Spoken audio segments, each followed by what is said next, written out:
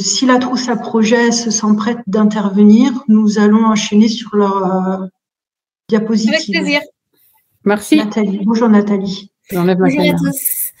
Alors, comme ça a été très bien dit, le volet parentalité est déployé en fonction de ce qui se fait sur place. Et c'est pour ça que vous êtes là aujourd'hui, avec un accompagnement au niveau national par la trousse à projet.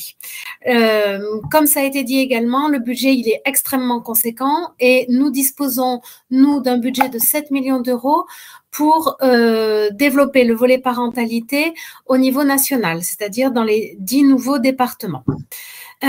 Donc l'objectif qui est visé, c'est d'enrichir et d'améliorer le lien entre les parents et l'école, corriger les inégalités sociales, tout ça, ça a été très bien dit précédemment, mais également d'identifier l'ensemble des difficultés rencontrées et proposer des remédiations pour un déploiement en cas de nouvelle crise et développer un scénario d'élargissement national. Et donc, nous serons, nous, trousse à projet, là, à la fois pour accompagner ce qui se passe en territoire, mais aussi pour faire profiter les acteurs en territoire de notre expérience déjà dans 2 départements, l'Aisne et le Val d'Oise, et puis mutualiser les expériences.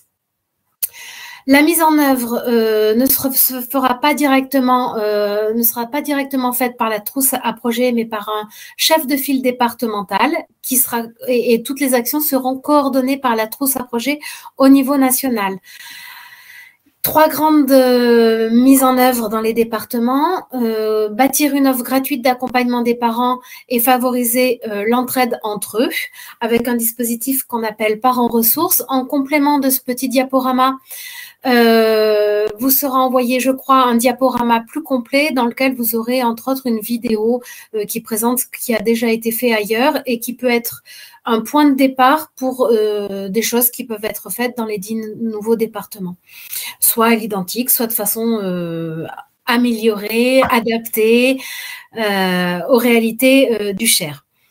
On outillera également les communautés scolaires. Alors, quand on parle de communautés scolaires, on parle à la fois de l'EducNat, mais également des médiateurs numériques, par exemple, de Canopé qui propose un tiers-lieu, etc., etc. Et puis, nous animerons les collectifs mobilisés parce que ça fait partie des choses qui sont compliquées à faire. Une fois qu'il y a un projet de lancer, ben, il faut le faire vivre. Donc, 4 grandes actions ont été pensées pour le déploiement du volet parentalité des territoires numériques éducatifs. Le premier, c'est d'accompagner chaque département dans le diagnostic. Le diagnostic, il a déjà été fait par le Cher. On va avec eux et avec vous, qui connaissez bien le département, voir quels sont les points d'appui, quelles sont les stratégies à mettre en œuvre pour que ce soit le plus ajusté possible. On va bâtir ensemble une offre d'accompagnement à partir de ce qui se fait déjà, c'est-à-dire que l'idée, c'est de l'enrichir et c'est pour ça que, par exemple, la CAF, la Ligue de l'enseignement, on a pris contact également avec le CRIJ, avec différents partenaires dans votre département et on n'a pas fini, on n'en est qu'au début, on sera ravis de faire connaissance de ceux avec qui on n'a pas encore échangé. Et donc, l'idée, c'est de bâtir une offre d'accompagnement qui soit au plus près. Donc, il faut des acteurs de territoire qui connaissent idéalement déjà les parents et en qui les parents ont déjà confiance pour gagner du temps et puis pour que l'action perdure. Et l'idée, c'est de toucher évidemment les parents d'élèves volontaires et idéalement les parents les plus éloignés des institutions aujourd'hui et de faire en sorte que le numérique soit un point d'appui et non pas une raison de plus d'accentuer la fracture.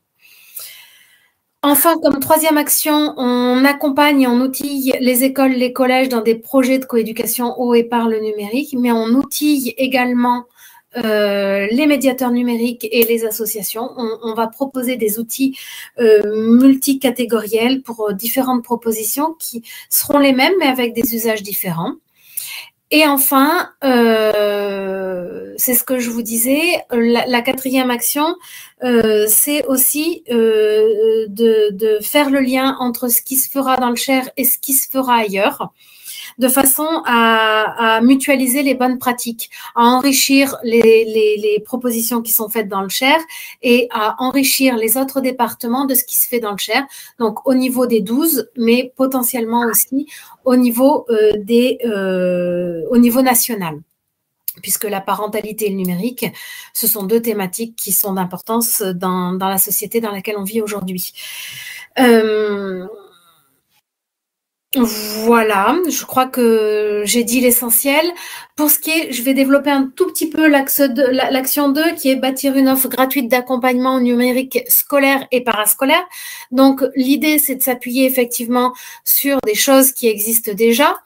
Mais d'après nos expériences, les partenaires qui font déjà de la médiation numérique ne mettent pas forcément l'accent, en tout cas pas fortement, sur le numérique scolaire et parascolaire. Alors, qu'est-ce qu'on appelle le numérique scolaire et parascolaire ? Eh bien, c'est tous les outils qui sont utilisés à l'école et qu'il faudrait que les enfants utilisent à la maison, avec l'aide de leurs parents, en tout cas avec une connaissance suffisante pour qu'ils puissent leur venir en aide si besoin. Donc, l'ENT, les outils de visioconférence, des outils comme les PDF modifiables, etc., etc. Et puis, parascolaire, ça va être les réseaux sociaux, l'usage des réseaux sociaux. Quels sont les outils autres que les jeux vidéo qui peuvent être proposés par des parents pour favoriser un usage ludo-éducatif positif des écrans. Et puis, c'est également tout ce qui est utilisé dans les communes, par exemple l'inscription à la cantine ou au centre de loisirs, qui se fait de plus en plus par voie numérique. Donc, tout ça, on se propose de l'accompagner à partir de ce qui se fait déjà, à partir de ce qui est déjà mis en place par la CAF et par les partenaires, à travers le REAP, les classes, par des associations de façon hors du champ que je viens de définir. Donc, on renforce les moyens humains dédiés à l'accompagnement en proposant, dans une logique de cofinancement, comme je le disais tout à l'heure, l'idée, c'est que les actions perdurent. Donc, on propose que les actions sur le moyen terme soient cofinancées pour qu'elles existent au-delà des 3 ans que doit durer TNE. On forme et on outille, ça je vous l'ai déjà dit, et éventuellement, et je crois que ça a été dit avec le camion, on peut développer des lieux d'acculturation numérique et à l'e-parentalité un peu originaux comme un camion, où il peut y avoir d'autres idées également que je pourrais développer. L'action 3, c'est donc accompagner et outiller les écoles, les collèges dans des projets de coéducation et par le numérique. Donc, on va faire les cadres de l'éducation nationale, on va former, on l'a dit, les médiateurs numériques. Et puis, on propose des outils. Il y en a un qui existe déjà, vous avez les liens dans la diapo.